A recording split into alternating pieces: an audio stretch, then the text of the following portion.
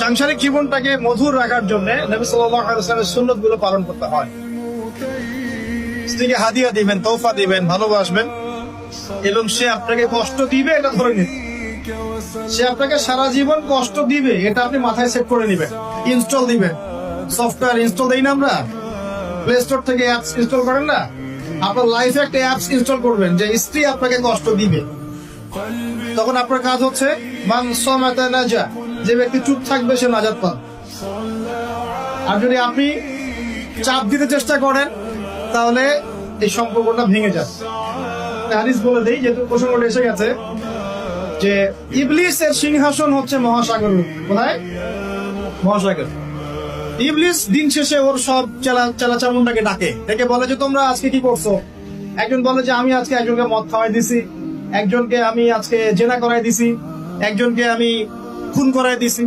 ইবলিস বলে যে আসলে কিছুই করো নাই। তো একজন এসে বলে যে আমি আজকে অমুক পরিবারের মধ্যে স্বামী স্ত্রী মাঝখানে বিচ্ছেদ ঘটাই দিছি। তখন ইবলিস তাকে কাছে ডেকে নিয়ে আসে, নিয়ে এসে মেডেল পরায় দেয়, গোল্ড মেডেল দিয়ে বলে যে হ্যাঁ তুমি একটা কাজের কাজ করছো। দেখলে ইজহার করবেন, পরিবার সুন্দর হবে ইনশাআল্লাহ। আমরা দোয়া করি আল্লাহ পাক মহব্বত বাড়িয়ে দিন। আসলে স্ত্রীর জন্য স্বামীর চেয়ে আপন কেউ হয় না, আর স্বামীর জন্যও স্ত্রীর চেয়ে আপন কেউ হবে না। আবার স্ত্রীর অধিকার দিতে গিয়ে মাকে আবার ফেলে দিয়েন না। যার যার অধিকার তার তার জায়গায় সমানভাবে দিবেন ইনশাআল্লাহ। আপনি ইনসাফ কায়েম করবেন। মনে রাখবেন যে পুরুষ মানুষ কিন্তু বোকা। পুরুষ মানুষ কি কারণ কি জানেন? সারা জীবন তারা স্ত্রী সন্তান পরিবার পরিজন সবার জন্য অনেক কিছু করে ঠিকই, এবং এগুলো করতে গিয়ে তারা আল্লাহ বেড়ে যায়। শেষ বয়সে সেই পুরুষ আবার একা হয়ে যায়। আল্লাহ রাব্বুল আলামিন আমাদের সবচেয়ে আপন সত্তা, বাকিরা আমাদের দুনিয়ার প্রয়োজন। এটা মাথায় রেখে চলতে হবে। আল্লাহ পাক তৌফিক দান করুন, আমিন। বলছিলাম ইজহারের কথা। এই যে আকাশের তারার কথা বলেছি, স্ত্রীকে নিয়ে মাঝে মাঝে আকাশের তারা দেখবেন, এটা সুন্নত। স্ত্রীকে নিয়ে রাত্রেবেলা একটু হাঁটাহাঁটি করেন, গল্প গুজব করেন, সুন্নত। অনেক সুন্নত কিন্তু উঠে গেছে এখন। মাঝে মাঝে খেতে বসবেন, একটা প্লেটে খায়েন। বাসায় কি একটা প্লেট আছে? সব তো সেপারেট প্লেট। একটা প্লেট, বড় প্লেট, এরকম বড় প্লেট আছে বাসায়? প্লেট বুঝতে পারছেন কিনা? থালা থালা, এক প্লেটে খাওয়ার অভ্যাস করেন। নবী সাল্লাল্লাহু আলাইহি ওয়াসাল্লামের একটা হাদিস এমনও আসছে, আয়েশা রাদিয়াল্লাহু আনহা সম্পৃক্ত, একসাথে গোসলও করেছেন তারা। চিন্তা করা যায় এখন? একসাথে গোসলও করেছেন। আয়েশা রাদিয়াল্লাহু আনহা বলতেন যে আমার হাতের সাথে নবী সাল্লাল্লাহু আলাইহি ওয়াসাল্লামের হাত টাচ লাগতেছিল পানি নেওয়ার সময়। আমরা কারাগারি করতেছি পানি নেওয়ার সময়, কে আগে পানি নিবে। ইসলাম এর মধ্যে সবকিছু সমাধান নাই।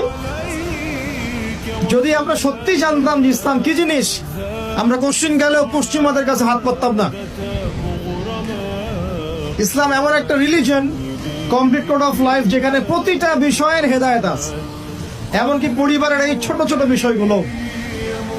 স্ত্রীকে মাঝে মাঝে হাতে খাইয়ে দিবেন, সুন্নত, নেকি পাবেন। সবচেয়ে উত্তম খরচ সেটা, যেটা আপনি আপনার পরিবারের পিছনে করেন।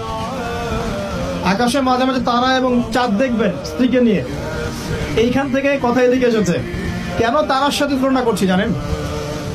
তারাগুলো শুধু তারাই নয়, যারা অ্যাস্ট্রোনমি সম্পর্কে কিছু পড়াশোনা করেছে তারা জানে যে এই তারাগুলোর পজিশন এত নিখুঁত যে একটা যদি সামান্য ডানে বামে সরে যায়, একটু 19-20 হয়ে যায়, মহাবিশ্বের এই মহাবিশ্বের যে মাধ্যাকর্ষণ শক্তি, অভিকর্ষ বল, এটা কলাপস করে ভেঙে পড়ে যায়। পৃথিবী আর চাঁদের ডিস্টেন্স আছে না? চাঁদ যদি একটু পিছিয়ে যায়, হ্যাঁ, এই জোয়ার ভাটা যেটা হচ্ছে সমুদ্রে, এটার ভারসাম্য নষ্ট হয়ে যাবে। সূর্য আর পৃথিবীর একটা ডিস্টেন্স আছে না? সূর্য যদি এক ইঞ্চি সামনে চলে আসে, এক হাত সামনে চলে আসে, পৃথিবীর অর্ধেকের বেশি অংশ মরুভূমি হয়ে যাবে। আর যদি সূর্য এক হাত পিছনে চলে যায়, অল্প একটু পিছনে চলে যায়, তাহলে পৃথিবীর একটা বড় অংশ বরফে ঢেকে যাবে। কোন সত্তা এত নিপুণ ভাবে এগুলো সৃষ্টি করেছে? এখন নাস্তিকরা বলছে তো আল্লাহ বলে কেউ নাই। তাদের ধারণা এগুলো এত নিপুণ ভাবে মহাবিশ্বটা অটোমেটিকলি হয়ে গেছে না